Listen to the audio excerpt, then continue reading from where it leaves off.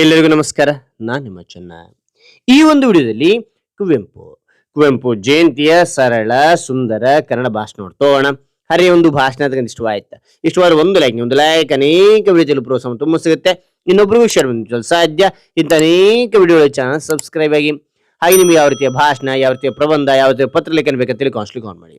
ಆ ವಿಷಯಕ್ಕೆ ತಕ್ಕಂತೆ ನಾವು ವಿಡಿಯೋ ಮಾಡಲು ಪ್ರಯತ್ನ ಬರ್ತೇನೆ ಅಂತ ಹೇಳ್ತಾ ಹರಿ ಒಂದು ಭಾಷಣವನ್ನ ನೋಡ್ತಾ ತಿಳಿತಾ ಕರಿತಾ ಹೋಗೋಣ ಬನ್ನಿ. ಮಾನ್ಯ ಅಧ್ಯಕ್ಷರೇ, ಪ್ರಿಯ ಮುಖ್ಯ ಗುರುಗಳೇ, ಗೌರವಾನ್ವಿತ ಶಿಕ್ಷಕರೇ, ನಲ್ಮೆಯ ಸಹೋದರ ಸಹೋದರಿಯರೇ, ಎಲ್ಲರಿಗೂ ನನ್ನ ಹೃದಯಪೂರ್ವಕ ನಮಸ್ಕಾರ.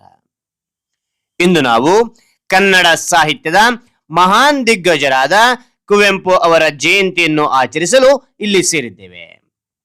ಅವರ ಪೂರ್ಣ ಹೆಸರು ಕುಪ್ಪಳ್ಳಿ ವೆಂಕಟಪ್ಪ ಪುಟ್ಟಪ್ಪ ಆಗಿದ್ದು, ಅವರು 1904 ಡಿಸೆಂಬರ್ 29ರಂದು ಜನಿಸಿದರು.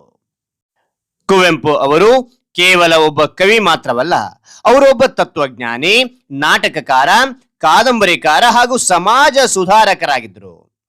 ಕನ್ನಡಕ್ಕೆ ಮೊದಲ ಜ್ಞಾನಪೀಠ ಪ್ರಶಸ್ತಿ ತಂದುಕೊಟ್ಟ ಮಹಾನ್ ವ್ಯಕ್ತಿ ಎಂಬ ಹೆಗ್ಗಳಿಕೆ ಅವರಿಗೆ ಸಲ್ಲುತ್ತದೆ.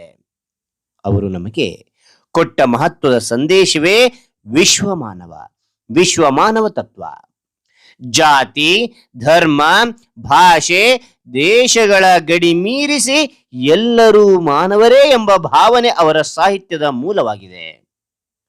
ಸರ್ವ ಜನಾಂಗದ ಶಾಂತಿಯ ತೋಟ ಎಂಬ ಸಾಲು ಇಂದು ಕೂಡ ನಮ್ಮನ್ನು ಏಕತೆ ಮತ್ತು ಶಾಂತಿಯ ದಾರಿಯಲ್ಲಿ ನಡೆಯಲು ಪ್ರೇರೇಪಿಸುತ್ತದೆ.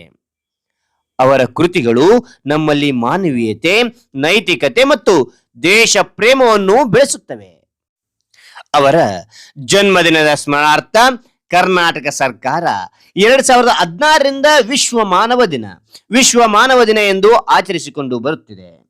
ಆದ್ದರಿಂದ ಸ್ನೇಹಿತರೆ, ಕುವೆಂಪು ಅವರ ಆದರ್ಶಗಳನ್ನು ಜೀವನದಲ್ಲಿ ಅಳವಡಿಸಿಕೊಂಡು ಒಳ್ಳೆಯ ಮಾನವರಾಗೋಣ, ಉತ್ತಮ ನಾಗರಿಕರಾಗೋಣ, ಕನ್ನಡ ಭಾಷೆ ಮತ್ತು ಸಂಸ್ಕೃತಿಯನ್ನು ಬೆಳೆಸೋಣ. ಇದೇ ಆಶಯದೊಂದಿಗೆ ನನ್ನ ಈ ಮಾತುಗಳನ್ನು ಮುಕ್ತಗೊಳಿಸುತ್ತೇನೆ. ಧನ್ಯವಾದಗಳು. ಜೈ ಕನ್ನಡ, ಜೈ ಕುವೆಂಪು. ಹಾಗಾದ್ರೆ ಈ ಒಂದು ಭಾಷಣ ಅಂತಕ್ಕಂಥ ಇಷ್ಟವಾದ್ರೆ ಒಂದು ಲೈಕ್ ಅನೇಕ ವಿಡಿಯೋ ಪ್ರೋತ್ಸಾಹ ತುಂಬಾ ಸಿಗುತ್ತೆ. ಇನ್ನೊಬ್ರು ಶೇರ್ ಮಾಡಲು ಸಾಧ್ಯ. ಇಂಥ ಅನೇಕ ವಿಡಿಯೋಗಳ ಚಾನಲ್ ಸಬ್ಸ್ಕ್ರೈಬ್ ಆಗಿ. ಮತ್ತೊಂದು ಹೊಸ ವಿಷಯದೊಂದಿಗೆ ಮತ್ತೊಂದು ಹೊಸ ವಿಡಿಯೋ ಭೇಟಿ ಆಗ್ತೇನೆ. Thank you for watching. Bye.